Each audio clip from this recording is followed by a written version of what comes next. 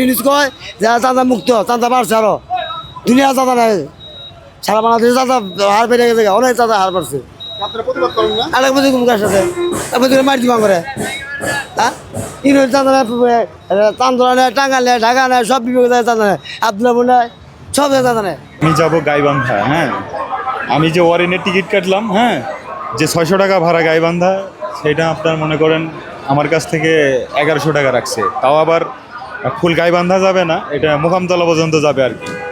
না না ভাড়া তো বেশি নামাইতেছে না, আসতে হয় না খালি গাড়ি, আসতে হয় খালি গাড়ি 1 টাকা ভাড়া কেন জানা কারণ যাওয়ার সময় সামনে যদি 100 টাকা তো বেশি হবই, আপ ডাউনে ভাড়া কেমন যাচ্ছে ভাড়া তো বেশি নিতে হইতেছে না, মনে করেন সর্বোচ্চ না না আপনার 500 টাকা তো ভাড়াই আছে, তার ভিতরে 100 টাকা ভাড়া বেশি নেওয়া হইতেছে কেন?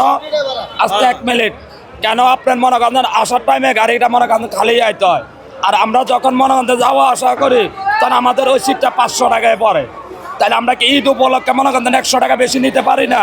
আমাদের অফিস আজকে ছুটি হয়েছে, তার জন্য আমরা যেহেতু রাস্তায় অনেক জ্যাম হয় তার জন্য আগে আগে চলে যাচ্ছি। এখন হাই চয়েস করার কারণে ওই বাজে আপনার 1200 করে যাইতেছে, হাইজও 1200 করে যাইতেছে, এই জন্য একটু সুবিধা ভালো হবে, এই জন্য যাইতেছে। যার কারণটা হচ্ছে রোজা থেকে জার্নি করাটা অনেকটা ট্রাফ, এই জন্য আগেই শুনছিলে ভালো হবে আমাদের জন্য। আমি আর আমার ওই গাড়িতে বেশি স্বাচ্ছন্দ্য বোধ করেন না হাইসে, কি মনে করেন? হাইসেই। হাইসে কেন বেশি স্বাচ্ছন্দ্য বোধ করেন? জনসংখ্যা কম থাকে, একটু ভালো লাগে, লোকজন কম থাকে, আর গাড়িতে অনেক লোকজন থাকে, গরম বেশি লাগে গরমের মাঝে। ভাই তারপরে এবছর কি মনে করে যে গাড়ি ভাড়া বেশি না কম আছে? সব মিলে পারফেক্ট, ঠিক আছে। এই রাস্তার যেরকম অবস্থা কোনো গাড়ি তো সঠিক টাইমে আসতেছে না, এই যে লোকাল গাড়িগুলান যে এই টার্মিনালের ভিতরে এইভাবে পড়ে আছে, এই লোকাল গাড়িগুলানই তো সরতেছে না। এখন প্রশাসন যদি লোকাল গাড়িগুলান সরাই দেয় তাহলে তো কোম্পানির গাড়ি সঠিক টাইমে আসবে, তাহলে তো যাত্রী যেতে পারবে।